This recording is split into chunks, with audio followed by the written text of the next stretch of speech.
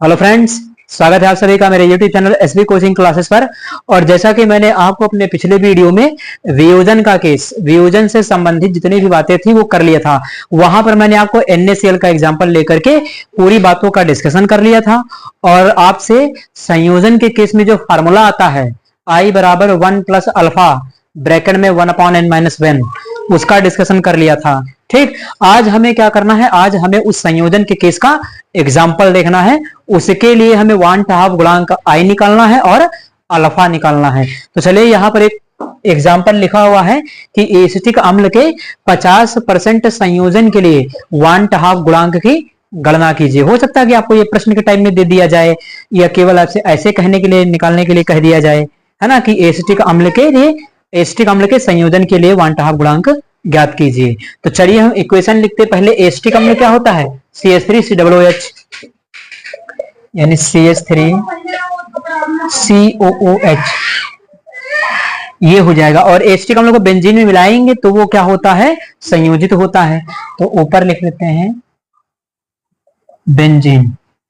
और अगर ये संयोजित हो जाएगा तो कणों की संख्या क्या होती है, कम होती है। तो यहां पर क्या बन जाएगा, CH3COOH ये बन जाएगा। कणों की संख्या क्या हो जाती है, आधी हो जाती है, कम हो जाती है। तो यहां पर क्या होता है, कणों की संख्या कम हो गई। कणों की संख्या कम होने का मतलब वो संयोजित हो गया संयोजन के केस में। तो चलिए अब इसके लिए हम क्या लिखते हैं, वही T बराबर 0 समय पर। जब समय 0 है, कोई समय हुआ नहीं तो कोई कार्य हुआ नहीं, कोई कार्य हुआ नहीं तो कोई उत्पाद बनेगा नहीं। तो यहां पर मात्रा कितनी रहेगी, ये 0 रहेगी, T बराबर 0 समय पर। उसके बाद T बराबर T समय पर लेते हैं। T बराबर T समय पर क्या होगा, अब समय कुछ बीता है तो कुछ ना कुछ तो वर्क हुआ होगा, कार्य हुआ होगा। और जब कार्य हुआ है तो कुछ ना कुछ प्रोडक्ट भी आपको मिलेगा, उत्पाद भी मिलेगा। यानी ये कंपाउंड कुछ ना कुछ संयोजित होगा समय के अनुसार। अब समय चालू है, समय के अनुसार क्या होगा, संयोजित होगा। तो यहां पर T बराबर T कितना कहा है, 50% संयोजन, है ना। तो चलिए टोटल मात्रा आपको कितनी लेनी है, 100। जब परसेंटेज वाला सवाल दे दिया जाएगा तो आपको प्रारंभिक मात्रा का कितना मोल लेना है, 100 यानी 100। तो 100 माइनस 50 यानी 100 माइनस 50 कर लिया, है कि नहीं। अब इसमें क्या है कि इसमें से 50 मोल चले गए, है ना, 50% मोल जो है क्या चले गए, संयोजित होने के लिए। तो 50 चले गए संयोजित होने के लिए। अब यहां पर क्या है, अगर 50 चले गए संयोजित होने के लिए तो 50 मॉलिक्यूल आपस में जुड़ जाएंगे, संयोजित हो जाएंगे। तो अगर 50 संयोजित हो जाएंगे तो बचेगा कितना, 25। भाई 50 अगर आपस में जुड़ जाएंगे तो कितना बनेगा, 25। 50 का आधा कितना होता है, 25 होता है कि नहीं होता है ना। तो यहां पर क्या हो जाएगा, ये जो बनने वाला आपका उत्पाद है, इसकी क्वांटिटी, इसका मोल कितना हो जाएगा, 25 हो जाएगा, 25 हो जाएगा। तो जहां भी सवाल में संयोजन के केस में जितना भी आपको दिया जाए उसका आधा कर देना है आपको, क्योंकि संयोजन में क्या होगा, जितना कंपाउंड परसेंटेज में दिया होगा उसका आधा % आपको उत्पाद में रखना है। चाहे ये 50% दिया गया तो सीधे उत्पाद रख लेते कि 25%, या यहां से समझ लीजिए कि 50% संयोजित होने के लिए चला गया तो 25% बनेगा। 50 लोग जब आपस में मिल जाएंगे तो कितने नजर आएंगे, 25 होगा कि नहीं होगा। तो यहां पर ये 25 हो जाएगा। अब 1/2 गुणांक का फॉर्मूला लगा दीजिए, I बराबर क्या होता है, यहां पर संयोजन का केस है तो संयोजन के पश्चात कणों की संख्या अपॉन संयोजन से पहले कणों की संख्या। संयोजन के पश्चात कणों की संख्या कहां मिलेगी, जहां पर T बराबर T समय होगा, है ना, जहां पर समय कुछ बीता होगा वहीं पर तो मिलेगा। वो आपका क्या होगा, संयोजन के बाद का मिलेगा।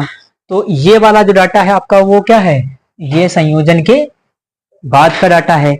यानी ये क्या है, संयोजन के बाद,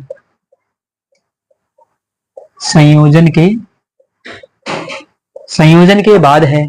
ऊपर क्या है आपका, ये है संयोजन के पहले। यानी जहां पर समय 0 होगा वो क्या होगा, संयोजन से पहले का केस। अभी कुछ हुआ ही नहीं, जब समय 0 है तो वो संयोजन से पहले, है ना। या वियोजन में पढ़ते थे तो वियोजन से पहले हो जाता था। तो जहां समय 0 रहेगा वो संयोजन से पहले है, जहां T बराबर T हो जाएगा समय, वो संयोजन के बाद है। ठीक, चलिए तो फार्मूला क्या होता है, संयोजन के बाद कणों की संख्या या मोलों की संख्या। तो संयोजन के बाद कौन सा डाटा है, ये वाली। ये लाइनें मैं आपको केवल समझाने के लिए खींच देता हूँ, गोला बना देता हूँ ये ऐसे, है ना। तो चलिए यहाँ पर 100 माइनस 50 और प्लस 25 हो जाएगा। संयोजन से पहले कणों की संख्या कितनी, तो ये ऊपर वाली लाइन दिखा रही है। यहाँ मात्रा इसकी कितनी है 100, है ना। प्रारंभिक मात्रा कितनी रखी जाएगी, हमेशा 100 रखी जाएगी, तो यहाँ का कितना मूल होगा 100। तो यहाँ पर हम रख लेते हैं 100 और प्लस कितना होगा ये 0। ये तो समझ में आ रहा है ना। प्रारंभिक मात्रा कितनी रखना था, प्रारंभिक मात्रा 100 रखना था। चलिए ये हो गया। अब इसको ऐड कर लेते हैं, तो 100 से 50 घटा देंगे, ये 50 और प्लस 25 और नीचे क्या हो जाएगा 100, यानी ये बनेगा 75 और डिवाइड कर देंगे इसको तो कितना आ जाएगा 0.75, यानी यहां से 1/2 फैक्टर कितना आ गया 0.75, यानी 1/2 गुणांक की वैल्यू कितनी आ गई 0.75। ठीक, तो ये हो गया कि इससे आपको कह दिया गया कि 1/2 फैक्टर निकालिए, तो आपने ये निकाल लिया। अब आपको आई दे दिया जाए, अल्फा निकालने के लिए कहा जाए, तो चलिए उसको भी मैं आपको सॉल्व करवा देता हूं, तब तक आप इसका स्क्रीनशॉट ले लीजिए। ये आई की वैल्यू अभी आई, मैंने आपको लिखकर बताया है अभी, आई बराबर 0.75 अभी निकाल करके दिखाया था एसिटिक अम्ल के संयोजन के केस में। ठीक, तो चलिए अब वो फॉर्मूला याद कर लेते हैं कि आई बराबर 1 plus alpha upon 1 minus N, ये। ठीक, अब यहां पर आपको क्या करना है, यहां पर आपको आई की वैल्यू पुट करना है और यहां से अल्फा की वैल्यू कैलकुलेट कर लेना है कि नहीं। वैसे अल्फा डायरेक्ट भी कैलकुलेट हो जाता है, जितना परसेंटेज दिया गया है उसको 100 से भाग कर दी, अल्फा वहां से भी कैलकुलेट हो जाता है, तो वहां से भी कर सकते हैं। ठीक, तो चलिए अब यहां से इसको हम सॉल्व कर लेते हैं। यहां पर अगर डायरेक्ट निकालना हो तो क्या करेंगे, जितना संयोजित होने के लिए गया है टोटल, यानी डायरेक्ट अल्फा अगर निकालना हो तो संयोजित होने के लिए कितना गया था 50, तो ये 50 हो जाएगा। टोटल मात्रा कितनी थी 100। ठीक, तो ये दोनों डिवाइड कर लेंगे तो 0.5 मिलेगा, यानी अल्फा डायरेक्ट यहां से भी आ जाएगा, है कि नहीं, 0.5 मिल जाएगा। अल्फा की मात्रा यानी संयोजन कितना हुआ है 50%, जो यहां पर कहा गया था। ठीक, चलिए तो ये तो हो गई डायरेक्ट वाली बात। अल्फा अगर डायरेक्ट निकालना हो तो ऐसे निकाल सकते हैं। यहां पर देखिएगा आई की वैल्यू कितनी 0.75, 1 प्लस अल्फा हमें निकालना ही है एन। एन का मान क्या होता है, संयोजन या वियोजन के पश्चात कणों की संख्या। तो यहाँ कणों की संख्या इधर कितनी थी 2, और जब संयोजन हुआ तो कण कितना हो गया 1, यानी इधर 2 से कितना हो रहा है 1 हो रहा है, यानी आधा हो रहा है ना, हाफ हो रहा है कि नहीं।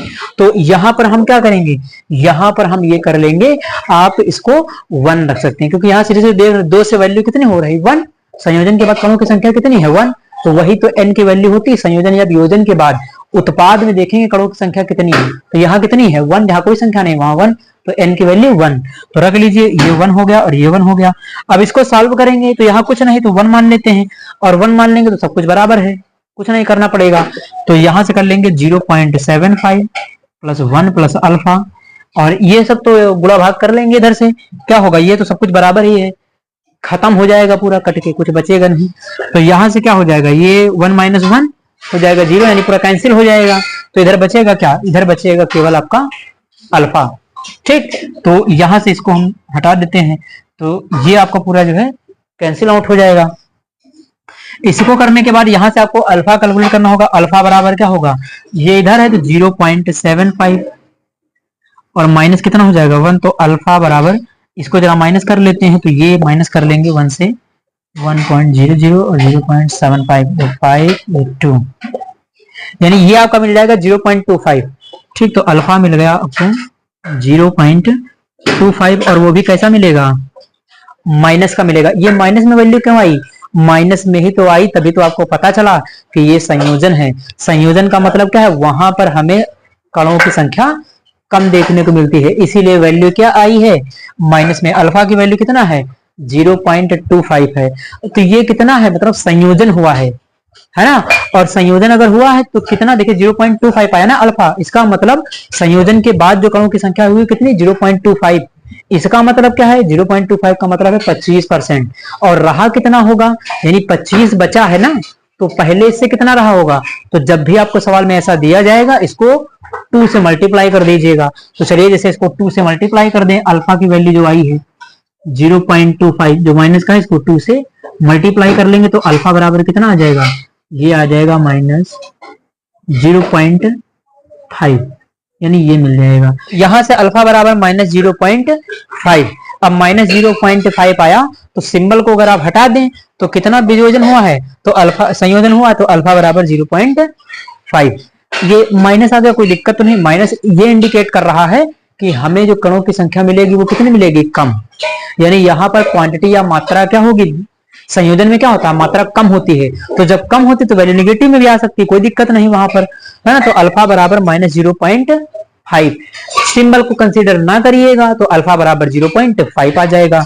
यानी जो आपको 50% संयोजन दिया गया था वो हमें मिल जाएगा। तो जो भी यहां से अल्फा की वैल्यू आएगी उसको 2 से मल्टीप्लाई कर दीजिएगा, आपको टोटल वैल्यू उसकी मिल जाएगी। ठीक, तो ये हो गया हमारे अल्फा की वैल्यू, इसके लिए ऐसे कैलकुलेट की जाएगी। तो आप इसका स्क्रीनशॉट ले लीजिए, फिर मैं आपके सामने संयोजन और वियोजन के जो जो केस होते हैं मैं उनको लिख देता हूं बोर्ड पर। चलिए अब लास्ट डाटा ये है, ये आपके एग्जाम के लिए मोस्ट इंपॉर्टेंट है। 1-2 नंबर में जो ऑब्जेक्टिव प्रश्न आते हैं, अगर ये याद रहेगा तो आप उसको आसानी से सॉल्व कर सकते हैं। तो चलिए देखिए, वियोजन के लिए लिखा हुआ है अल्फा और संयोजन के लिए भी लिखा हुआ है अल्फा की वैल्यू, कि अगर आपको दी जाती तो आपको अल्फा क्या रखना होगा। ठीक, तो अगर अल्फा की वैल्यू कितनी है 100%, यानी 100% वियोजन हो रहा है, तो वहां पर अल्फा की वैल्यू कितनी होगी, अल्फा की वैल्यू 1 रखना होगा। अगर अल्फा कितना है 50%, यानी कितना वियोजन हो रहा है 50%, तो वहां पर अल्फा की वैल्यू कितनी हो जाएगी 1/2। 50% का मतलब 1/2। ठीक, उसके बाद अल्फा की वैल्यू अगर 75% है तो वहां पर क्या होगा कि अल्फा बराबर कितना 3/4, और इनको पॉइंट में भी बदल सकते हैं, है ना। जैसे यहाँ पर 1.2 लिखा, इसका मतलब क्या होगा 0.5, है ना। तो ये कितना हो जाएगा 0.5, तो पॉइंट में भी चेंज कर सकते हैं। ये लिखा है अल्फा बराबर 3/4, तो इसको भी आप डिवाइड करके 0.33 या 33% जो आता है वो यहां से आ जाएगा, आपको मिल जाएगा। तो ये पॉइंट में भी हो सकता है। तो अल्फा बराबर कितना 25%, यानी कहीं वियोजन 25% हो तो आपको अल्फा कितना रखना होगा, तो अल्फा रखना होगा आपको 1/4। ठीक, उसके बाद अल्फा बराबर कितना है 20%, तो कहीं वियोजन 20% हो रहा होगा तो वहां अल्फा की वैल्यू कितनी रखी जाएगी 1/5, या इनको पॉइंट में डिवाइड कर लीजिएगा तो पॉइंट में भी मिल जाएंगे। तो ये सारी वैल्यू पॉइंट में भी लिखी जा सकती है। ठीक, तो ये तो हो गया वियोजन के लिए। संयोजन के लिए देखिए लिखा हुआ है, संयोजन के लिए अल्फा बराबर 100% संयोजन। अगर कहीं 100% संयोजन हुआ है 100%, तो आपको जो अल्फा की वैल्यू सवाल में रखना होगा वो कितनी, मैंने बताया कि संयोजन के केस में अणुओं की संख्या आधी हो जाती है। तो अगर आधी हो जाती है तो उसको क्या करना होगा, जितना भी परसेंटेज आपको दिया होगा उसको आधा कर देना होगा। तो 100 दिया है तो आपको रखना कितना होगा 50, और 50 के लिए अल्फा की वैल्यू कितनी हो जाएगी 1/2, यानी आधी हो जाएगी वैल्यू। उसके बाद अगर ये 50% दिया है संयोजन के केस में, तो अल्फा बराबर कितना हो जाएगा 25%। आपको करना कितना, उसका आधा कर देना है बस, जो भी दिया गया हो। तो अल्फा बराबर कितना 25% हो जाएगा, और यहाँ पर जो अल्फा की वैल्यू रखेंगे वो कितनी हो जाएगी 1/4 हो जाएगी। तो इस प्रकार से संयोजन के केस में अभी तक आपको 2 ही केस देखने को मिले हैं, एक 100%, एक 50% वाला। इनके अलावा अभी तक कोई नहीं मिला। तो इस प्रकार से मैंने आपको संयोजन और वियोजन के लिए जितनी भी बातें थी वो सारी क्लियर कर दिया है आज के वीडियो में। उम्मीद करता हूं कि आप सभी को ये समझ में आ गया होगा। तो इसके बाद जो हमारा टॉपिक रहेगा वो इससे संबंधित जितने भी प्रश्न आए हुए हैं अभी तक विभिन्न प्रकार के एग्जाम्स में, मैं सबकी प्रैक्टिस आपको करवाऊंगा। विभिन्न प्रकार के क्वेश्चन में आपको अच्छे अच्छे क्वेश्चन भी करवाऊंगा। तो चलिए फिर मिलते हैं अपने नेक्स्ट वीडियो में। Thanks for watching this video.